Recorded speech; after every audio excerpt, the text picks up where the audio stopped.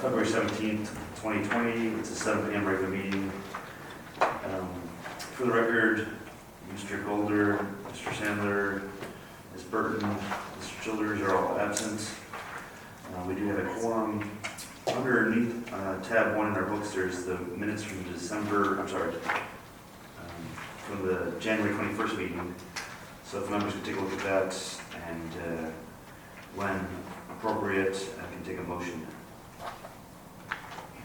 It was only an 8-minute meeting, so.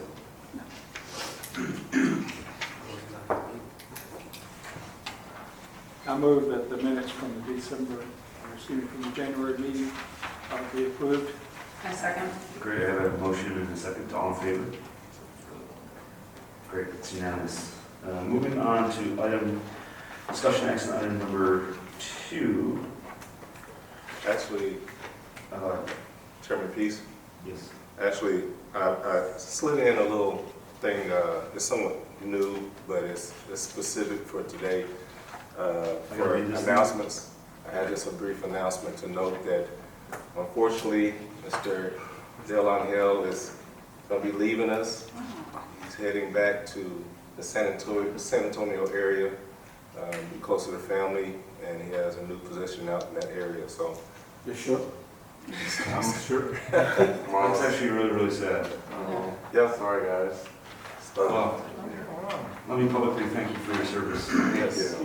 And I'm sure you'll carry on all our pain we brought you for many, many years to come. It's actually relatively little pain, whatever it could be. I mean, it's like, you gotta call. Yeah, there you go.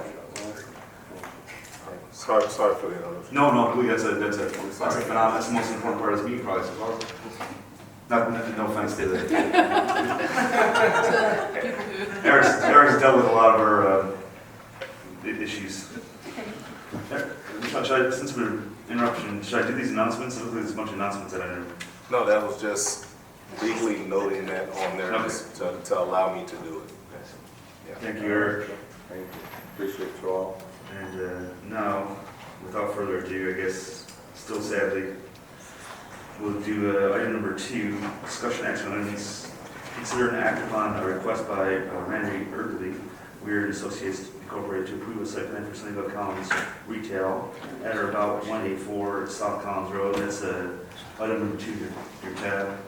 And for the record, Mr. Sadler, 703 attendance. Yes, so this, okay. So yes, this property you all have seen before, well maybe not you all. It went through the BOA process to receive variances, and it received several for its lot size and dimensions, but really it's just a continuation of the development to the southwest, over where Subway and Donut Shop and all that sorts of businesses are over there. So, but originally it was designed and received site plan approval in 2006. Phase 1 was included the building closest to 352 and the building to the rear. Both were constructed then, but Phase 2 included the existing building foundations, which are which we are deciding on tonight, and directly abutting to the northwest that were never constructed upon. Overall property was platted in 2016 and was replatted last month. And the purpose of the previous replat was to subdivide the existing building closest to 352 and the subject property in north foundation into 2 lots. So now that the variants have been taken care of, the planning has been done, we're in the site plan stage, and tonight they're proposing a 9,212. Here's all the different views of the empty foundation and then the adjacent building. Tonight they're proposing a 9,212 square foot single-story building. It's pretty much the same size as the existing one, with access in the existing drive and then the new one that leads to Long Creek development. I'll show you all the, sorry. And this is what the facades are going to be looking like. It's going to be approximately 27 feet tall at the eaves, the tallest portion, which is under our 40-foot limit. The exterior, as you can see, is going to be pretty much matching what's existing, brick and stone. Landscaping also will be pretty close to what was installed originally. Setbacks kind of follow what the foundation is. That's why they had to get those variances. So the most obvious one that's conflicted is the one in the middle, in between there. Both of those have about 9 feet off to the sides. With all that being said, all the sheets are concluded and everything we needed was done. So if y'all have any questions, I'll take any now. Great. Questions for Eric? This is just an extension of what's already there, right? Yes. Where the Guns and Ammo used to be, and the Pizza Inn. and Yeah. Subway, okay. And the facade will it be the same? Yes, they chose to go ahead and continue it. They had the choice to do something else, but it's going to match. Is the applicant here to speak?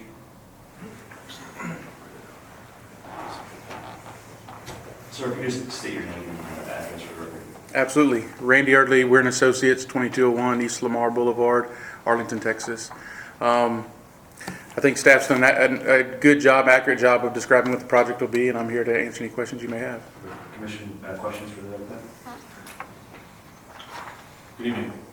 Do you know what's going to go in there at this point?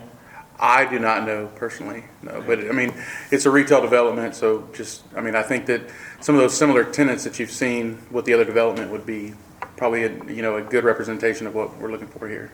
But no indication as to what or who is coming in at this point? I'm not aware. I'm the civil engineer, so All right. I don't know that. I figured. Still thought I'd ask. Yeah. Is that your excuse? 2 Chick-fil-A's? You want to see if there's going to be another gun store as well. Yeah, okay. If there's no more questions, thank you. All right, thank you. So this is an action discussion item in good faith. We should probably open the public meeting to see if anyone would like to speak on the topic. Seeing no takers, I will close the public meeting. Just one question, Eric, the photometric site plan. Numbers there are pretty small, but based on what you've seen, the lights aren't going to bleed over in the neighborhood. It meets all the requirements. It does, and there's that existing pad to the south of it, Yeah. buffering between the residents. So, but yes, it does meet all the That sides. was undeveloped as Mhm. of now. And they have all the same fixtures too. So, Okay, all right. Correct, any other questions or comments? If not, I can move along and I'll entertain a motion.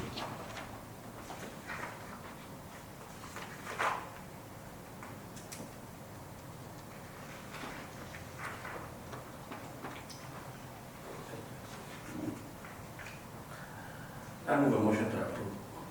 Do I have a motion? Second. Do I have a motion and a second? All in favor? Okay, so it passes unanimously. Thank you. Okay, moving on to item number 3, that's under tab 3 in our packet. It's a public hearing item. It's to hold a public hearing to discuss, consider, and act upon a request by Eric and Deanna Weiss to approve a specific use designation for an accessory dwelling unit at or about 498 East Strip Road.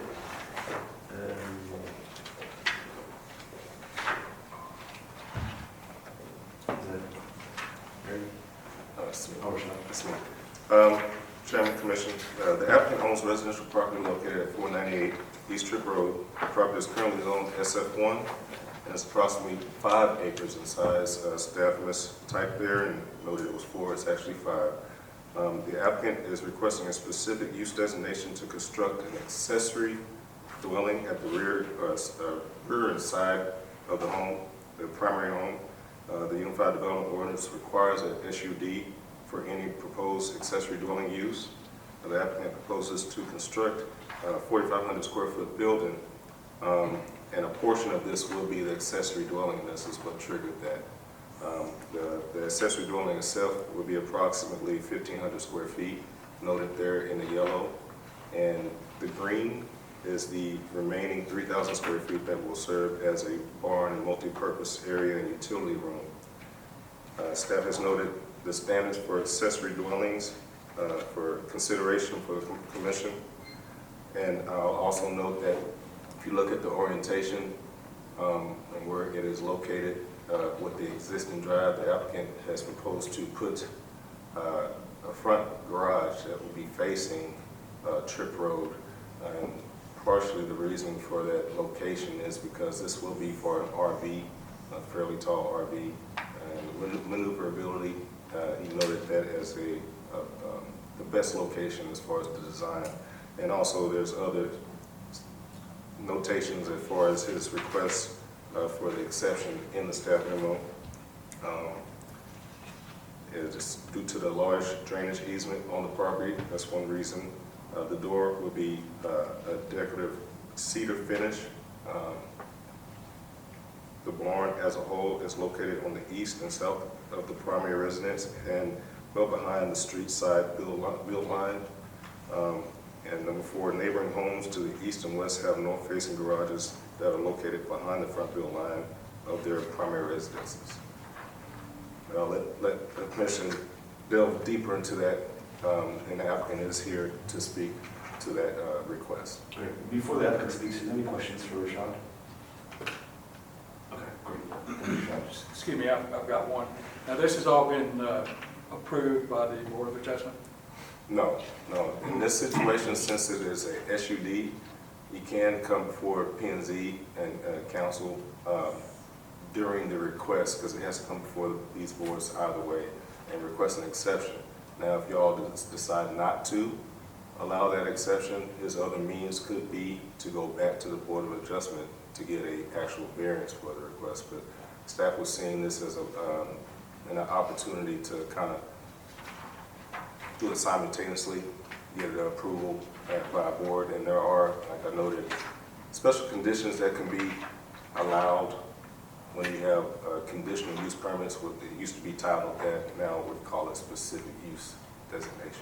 So, Rashad, just so we're all clear, I think the only reason I'm reviewing this as an SUD is because it's a front-facing garage dwelling. No, the only reason why you're reviewing it is because accessory dwellings currently require an SUD. Okay. So all accessory dwellings require an SUD? Yes. Accessory dwellings to the primary home require an SUD based on the Unified Development Ordinance. The matter as far as the front entry garage portion of this is just because of the design. That's really... I saw that we made this chart of acceptable dwellings, accessory dwelling structures. We made this chart as, so we didn't have to go through this process for every accessory dwelling. We made a chart. Did we do that? No, well, you made a chart. You're talking about Structure. Yeah, the actual size, the square footage that would be allowed. That was changed when you drafted the UDO. Right. At one point, there was a lot of limitations on just the size based on the acreage, and we had to go and get a lot of variances before they were able to. So this falls outside because it's an accessory structure now? Okay. Any other questions for Rashad before the applicant speaks? Would you like to come up and speak? Yes, sir. Sir, will you state the name and address for everyone, please? Eric Wise, 498 East Tripp Road. My wife Deanna is with me as well. Thank you for your time tonight. So, as was noted, the primary reason we're here tonight is due to the SUD requirement for the accessory dwelling. We learned about that kind of last minute as well, and Rashad informed us, and so we're moving through the process, and again, appreciate your time. The primary use of this is for my mother-in-law. She was widowed a little over a year ago and lives in a property that we own in Rockwall. We've been planning this for, well, actually since before we moved here, and we visited with the town on what's allowed and what wasn't allowed. And finally, through working with Ron Hobbs, architecture firm who designed this building, we narrowed it down to this final design. We were also looking at options of having a separate accessory dwelling and then a separate barn. I've got tractor and cars and an RV and stuff, and based on where our location is, with the drainage easement, our build lines set farther forward and our neighbors are set much farther back. So our neighbors' front yards face our backyard, and right now, if I was them, I'd be like, I'll be glad when all that junk gets put somewhere. But so that's where we ended up with this final design. Of our surrounding neighbors, 8 are in support and have sent in written notices, or if they haven't, I've got text messages and other things from them I can read.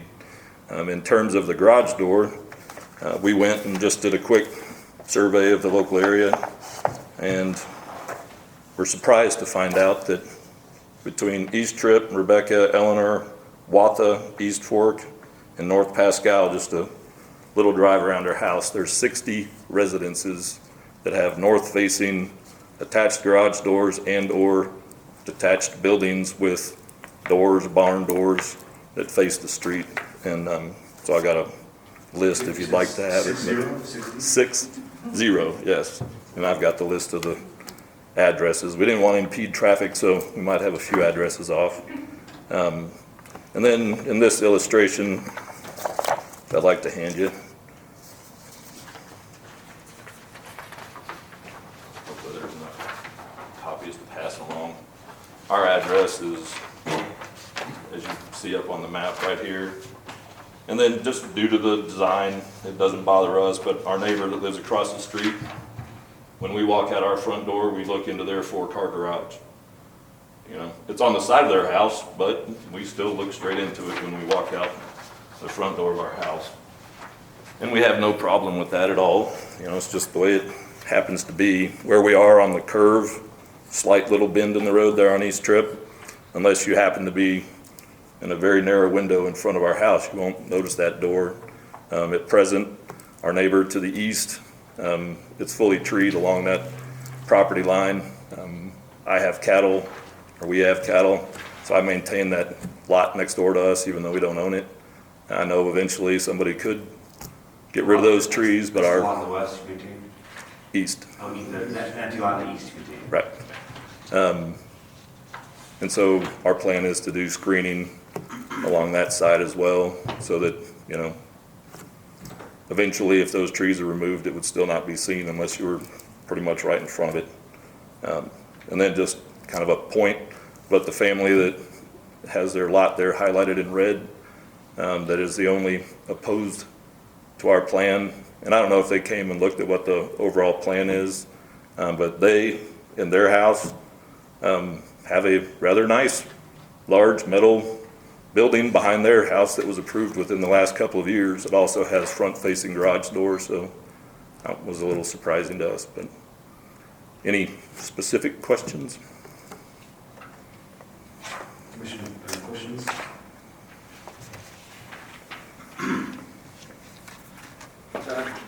Sir, as I understand, the garage is basically for an RV. Correct, so we can enter and exit from that location. Most of the time, that door is not going to be open. The side-facing doors are glass. Sir, in your opinion, is it visible from the street? It will be visible from the street, again, if you're in a narrow kind of width, just right in front of the house. I mean, I'm looking at the wrong drawing, I guess. Can you trace that over, Jim? If you drive by, it'll be somewhat visible. I know exactly what that lot is. You almost have to slow down to really, because Can you trace it out in that diagram? Where you think If you go back to the site plan, I can point it out. I guess this arrow where I'm putting it, this is where it will be located. okay, So so it's visible from the street as you make the turn, you're saying? as you come by, the garage door will be facing the right of way. I'm not Actually, mine is structured coming this way, really. I'm not saying it's necessarily visible. I'm saying the garage door, based on our regulations, is not allowed to face the right of way. Right, So right, I understand. I'm trying to address this person, David Burleson and Pascal. It seems like they're opposed in a sense. More importantly, well, first of all, it says garage and accessory dwellings are extremely, we've got worse handwriting, be extremely something in comparison to prime home. Extremely large, does that say?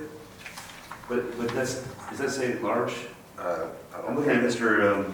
Burleson's note. It says extremely large in comparison to prime home. That's dictated by, that's not an issue here, right?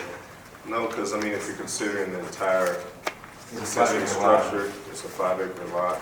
He's chosen to build it all in one structure, which with a 5-acre lot, you That's have a maximum of within 400 square feet. Right, so he's completely within the UDO with that. Yes, we And then can the have, second part is, more importantly, garage and barn are visible from the street.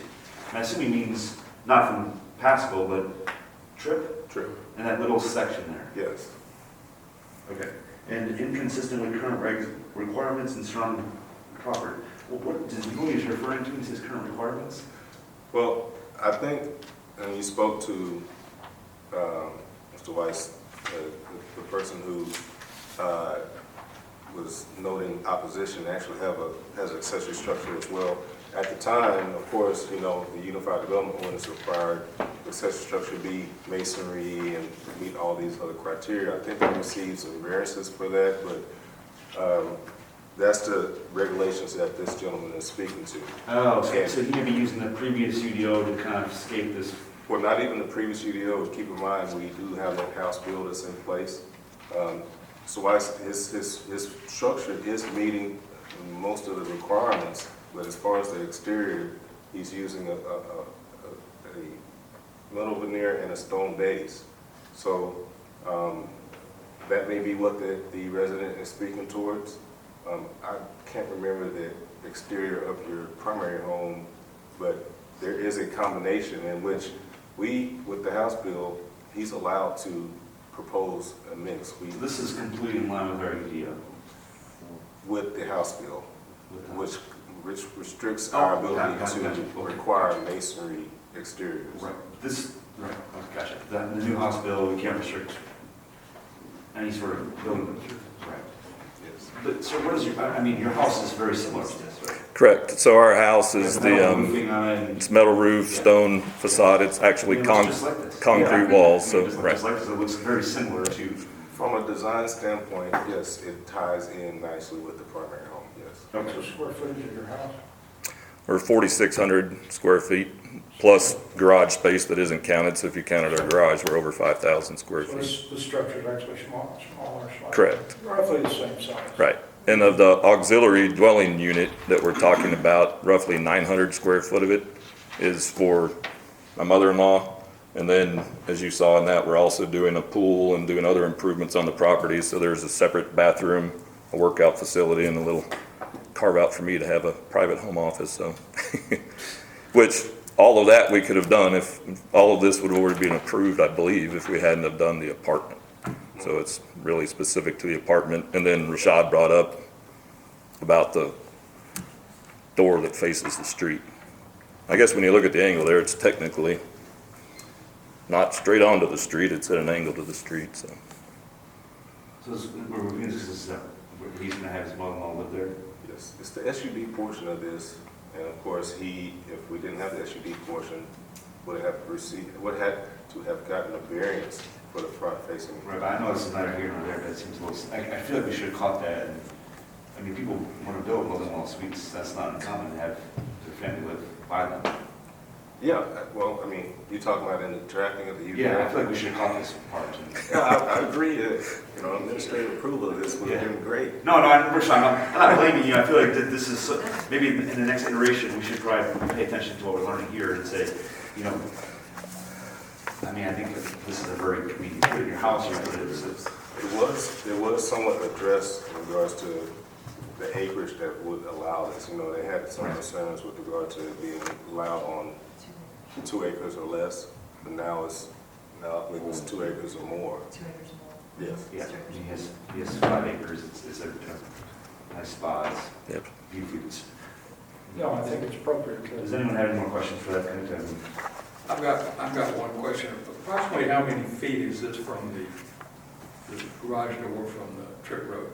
Roughly 150 feet, so our build line's 105, and then you look at the house, it's actually more than that, and so it's over 150 feet from the road. So a person has to look real hard to see it, probably. Correct. Well, real hard to look at. I mean, cedar garage doors, not a stone. I mean, it's not like it's a tin can. And, my opinion is, you obviously up the garage doors to make them look even nicer. Right.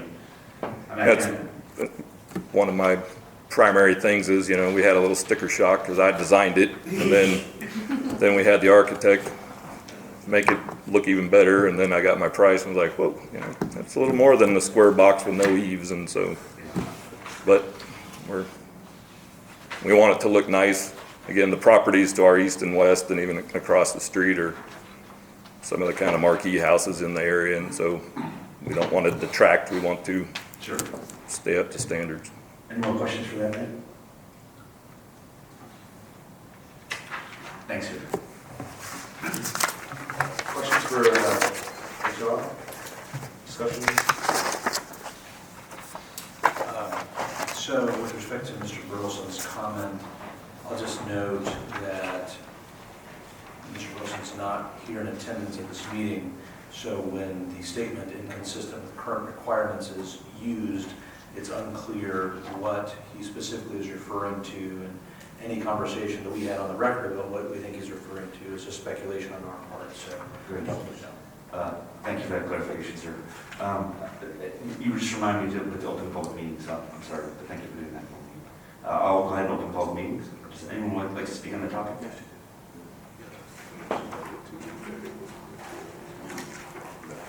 Sorry, man, I almost forgot the public part of this thing. That's okay. I'm Teresa Brewster. I live at 205 Robin Ridge Road. So I did not receive a letter on it, but I'm just like one lot away from receiving a letter on it. What? Rashad, I got a letter, so Ms. Bridger get a letter. I turned one in, even though I did not receive one. Shouldn't have gotten a letter. May I have a letter? Maybe.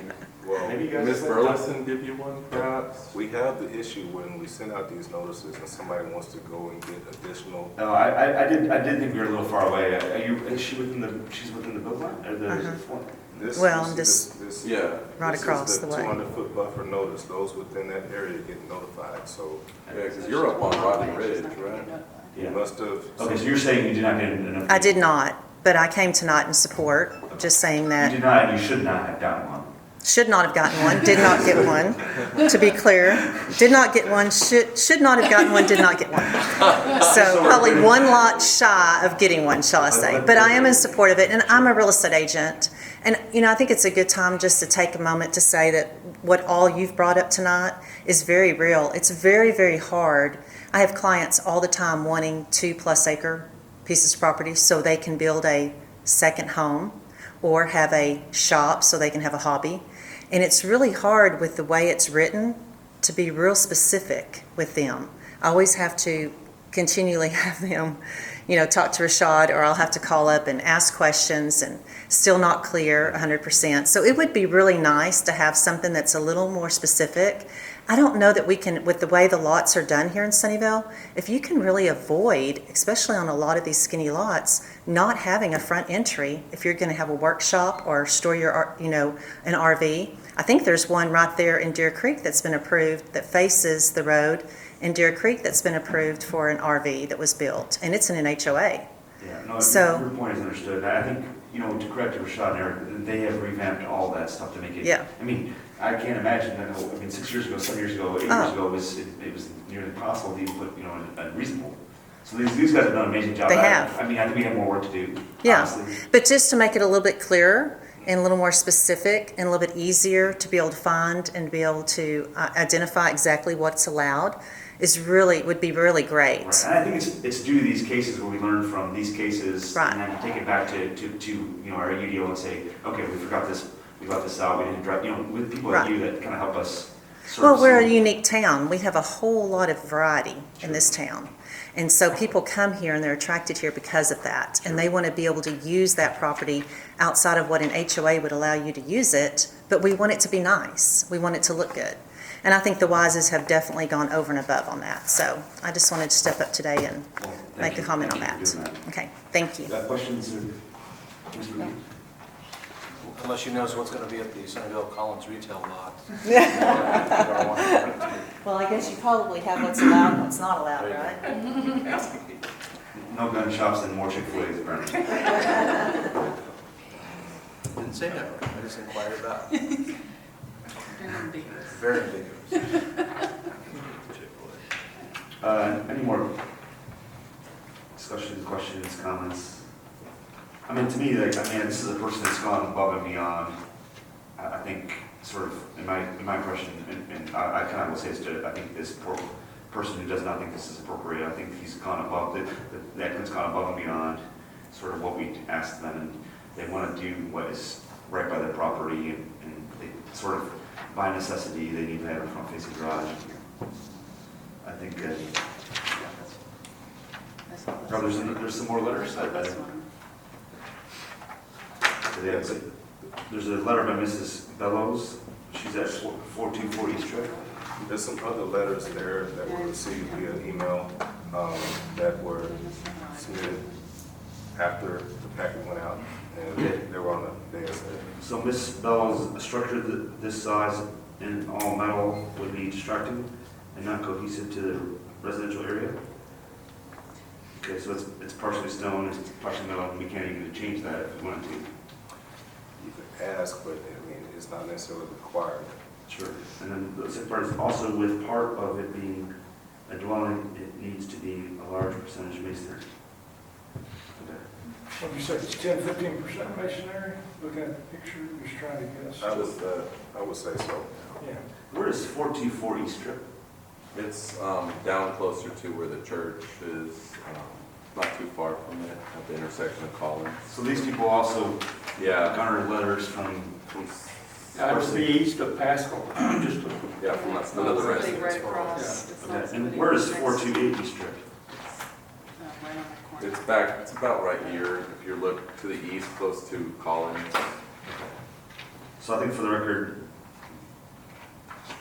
the Kinney and Bellows letters should be part of the, Or west, close to Collins. I mean, were they delivered on time or Huh? were these delivered on time? They were emailed to us. Okay. Yeah.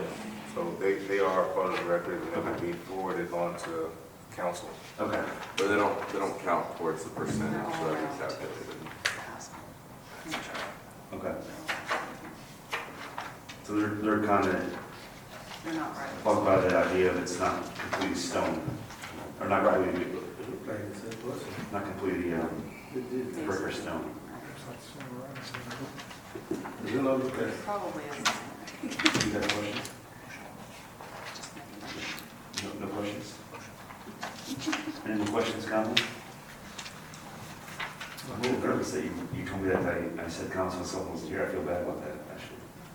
Well, we had someone come to the front counter and note those type of concerns, and it was the wife of the person that was opposing. So what y'all noted was correct. You feel pretty confident that you have the gist of their complaint? Yes, yes. I will note with the motion, if you will want to allow the exception, please note it in the motion for the front facing. Oh, okay, yeah, your motion has to be very clear on this one if you're going to make a motion. Mr. Chairman, I make a motion for approval with respect to item number 3 on our agenda, the specific use designation for an accessory dwelling unit on or about 498 East Tripp Road. second the motion. Rashad, sorry, he wanted to be very clear with the idea that he wants you to include, my understanding is he wants you to include sort of the changes, Well, just with the approval of the exception. exception that is a front-facing garage. Yes. Great. Or you can add submitted, however you would like to do it. Sure. As I'm submitted. sorry. That's fine. Oh, as submitted. So, it'd be akin to some sort of oral amendment, right? As amended. So item number 3 on our agenda, as amended here and as suggested here in the packet. That sounds good to me. Is Rashad, that that's civil to sufficient? Yeah. I mean, Yeah, just- we have like 5 orders on this campaign now, so I think they. I have an attorney I answer to as well, so I Great, very good. Too many attorneys. Are we clear what we're going to do? Yes, yeah, we are, very good, thank you. Do I have a motion? Make a motion? I have a motion. Yeah, you have a motion, you had a second. In a second. Oh, I That's did. what Oh, my- great. Moss. Oh, great, gotcha. I have a motion and a second, all in favor? It looks like it's unanimous. Thank you very much. So, I think we should all thank Eric again for, his time, and I don't want to glance over that, even though this is a brief meeting, and he's obviously done a lot of work. I mean, we've worked with him for a long time, and he's put a lot of work into this entire city, so are we having a party or something like that? Yeah, we're going to the bar after this. A ribbon club? Is it going to be in the wisest mother-in-law's? Let's say he had some That is where we're having the party, a right? small man cave set up for us, I think he said. Mr. Chairman, Tomorrow. since all of our agenda items have been Yes. discussed and approved, I make a motion that we conclude the meeting of planning and zoning for February 17th. That's why I have a motion. Second. Great, I have a motion and a second, all in favor of adjourning? That's why he's Yeah, here. yeah. Now we can party.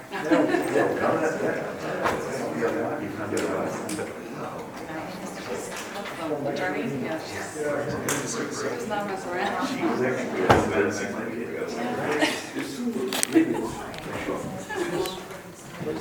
Somebody's